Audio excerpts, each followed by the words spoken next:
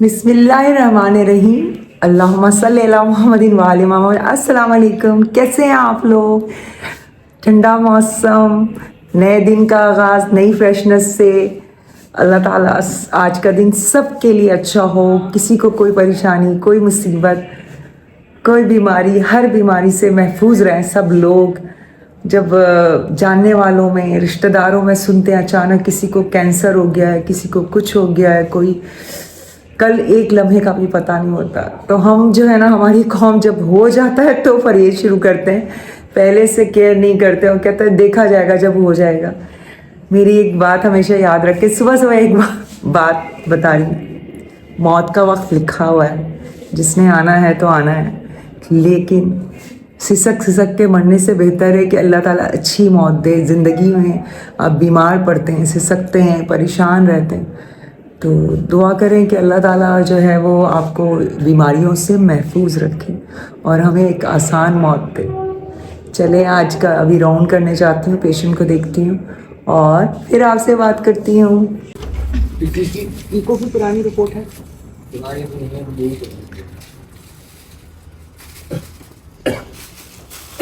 पहले कहाँ दाखिल थे? हाँ, दाखिल थे। वहाँ कोई प्रोसीजर तो नहीं हुआ था, एंजियोग्राफी वगैरह? बिस्मिल्लाहिर्रहमानिर्रहीम। आज का मेरा टॉपिक है कंजेस्टिव हार्ट फेलियर। दूसरा उसका नाम क्या है? हार्ट फेलियर भी कह सकते हैं, CCF कहते हैं, कंजेस्टिव हार्ट फेलियर कहते हैं। What is the definition of congestive heart failure? थोड़ा सा तो पढ़ा होगा तुम लोगों ने, बता दो।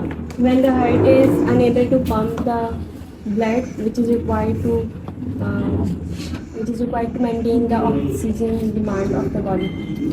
हाँ, थोड़ा सा ये होता है कि जो कंजेस्टिव हार्ट फेलियर का मतलब है कि जब आपका हार्ट जो है वो इतना पंप नहीं कर रहा कि आपकी बॉडी की रिक्वायरमेंट्स को फुलफिल करे, यानी पूरे वो हिस्से में बॉडी में जो है ब्लड जाए, तो वो जो पंपिंग है वो कमज़ोर हो जाती है। अगर पेशेंट एक हार्ट फेलियर का आता है तो उसके साइन और सिम्टम्स क्या होंगे, उसके कॉज क्या होंगे, और जो है रीज़न सबसे पहले समझ लो, क्योंकि रीज़न ही सबसे इम्पॉर्टेंट है। जो हमारे पास पेशेंट आते हैं ये वो दिल के मरीज होते हैं ना, तो नंबर 1 रीज़न क्या हार्ट फेलियर का?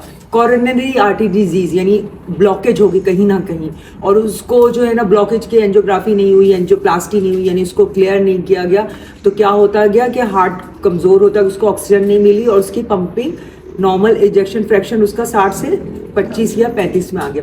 रीज़न, मेन रीज़न है वो कार्डियक कोरोनरी आर्टरी डिजीज़ है हार्ट के पेशेंट जो हार्ट फेलियर में आते हैं, ठीक है। और सिम्टम जो कार्डियक फेलियर का पेशेंट का होगा वो शॉर्टनेस ऑफ ब्रेथ होगी, ठीक है, फटीग के साथ आएगा। किस चीज़ को कह रहे हैं? कोई चीज़ तलाशना, बोले नहीं, कोई बात नहीं। हाँ हाँ, तो इको के लिए भेजा है मैंने पेशेंट को। शबीर भाई, एंट्रेंस होगी ना आपकी एडमिशन की, देख लेना, नाम देख लें। हमने नए वाले पेशेंट को भी भेज दिया। अच्छा, कंजेस्टिव हार्ट फेलियर जो होता है वो डायग्नोस होता है इकोकार्डियोग्राफी से, होता है इजेक्शन फ्रैक्शन है 55%। सबसे पहले कोई भी मरीज, दुनिया का कोई भी मरीज अस्पताल में आता है, इमरजेंसी में आता है, तो सबसे पहले क्या, तुम्हें कुछ नहीं आता, मेरे प्रोफेसर ने बताया था कि तुम्हें अगर कुछ नहीं आता तो तुम मरीज के साथ सबसे पहले क्या करोगे? वाइटल्स देखोगे। वाइटल्स तो सबको आते हैं कि उसका हार्ट रेट क्या है, पल्स क्या है, कहीं ऐसा तो नहीं पल्स ज़्यादा, अगर टैकीकार्डिया है तो यकीनन उसको कोई प्रॉब्लम है, ठीक है। हार्ट रेट आपने देख लिया, BP देख लिया, ब्लड प्रेशर हाई तो नहीं है, ब्लड प्रेशर लो तो नहीं हो रहा है, ठीक है। मोस्ट ऑफ द पेशेंट बाज़ दफ़ा शॉर्टनेस ऑफ ब्रेथ से हाई BP के साथ भी आते हैं, ठीक है। आपने टेम्परेचर देखा, आपने सेचुरेशन देखना है कि सेचुरेशन कितनी है, ठीक है। तो अगर सेचुरेशन आपकी कम है, 80 से कम है, 70 हो रही है, और पेशेंट शॉर्टनेस ऑफ ब्रेथ जो है ना बहुत ज़्यादा कर रहा है, तो उसके अकॉर्डिंग ट्रीटमेंट होती है। सेचुरेशन अगर ड्रॉप भी हो रही है, पेशेंट क्लिनिकली भी अनस्टेबल है, तो अगर बहुत ज़्यादा सेचुरेशन भी ड्रॉप हो रही है, क्लिनिकली भी अनस्टेबल है, और पेशेंट फटीग हो रहा है, वो नहीं अपनी तरफ से सांस ले, तो हम वेंटिलेटर पे डाल देते हैं, क्योंकि बंदा फटीग से भी मर जाएगा। आपका जब बहुत ज़्यादा शॉर्टनेस ऑफ ब्रेथ हो रही होती है, तो अगर सेचुरेशन बहुत ज़्यादा बाज़ दफ़ा बहुत कम भी नहीं होती तो हम डाल देते हैं, क्योंकि वो इतना ज़्यादा उसका एनर्जी डाउन हो रहा होता है। सबसे पहले ट्रीटमेंट में क्या, फ्रूसमाइड देंगे, यानी लेसिक्स का। पेशेंट को कैथेटराइज भी ज़रूर करेंगे, क्योंकि पेशेंट वॉशरूम जाके कोलैप्स हो जाएगा, सही है। तो आपको जो है ना फ्रूसिमाइड जो लेसिक्स है वो अच्छी डोज में आपको देना है।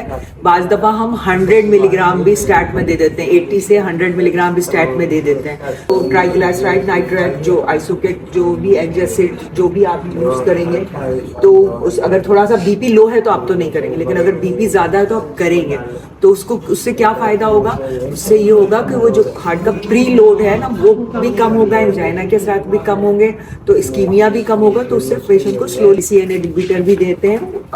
जो के पेशेंट आगे फिर आपको बाकी बता देंगे, मुझे तो इतना जितने प्रैक्टिकली मालूम, तो वो मैंने आप लोगों को पढ़ा दिया। फेलियर के पेशेंट है तो फिर आज चलो सर के साथ पढ़ो बैठ के थोड़ा।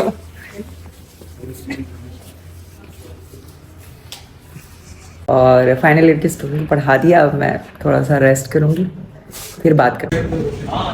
मेरी दोस्त आई है कैंटीन में, हम चाय पीने आए।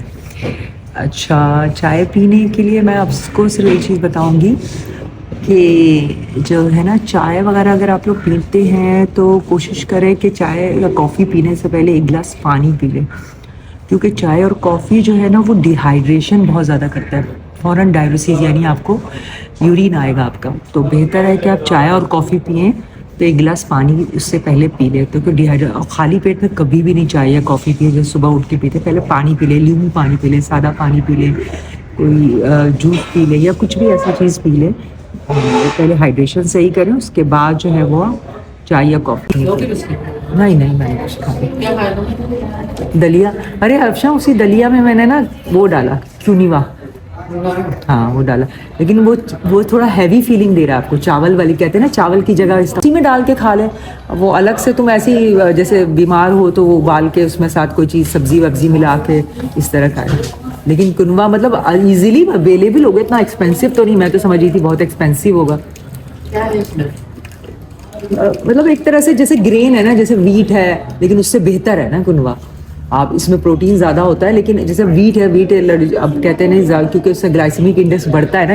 ये कॉम्प्लेक्स कार्बोहाइड्रेट है ना, जैसे बाजरा है, किनवा है।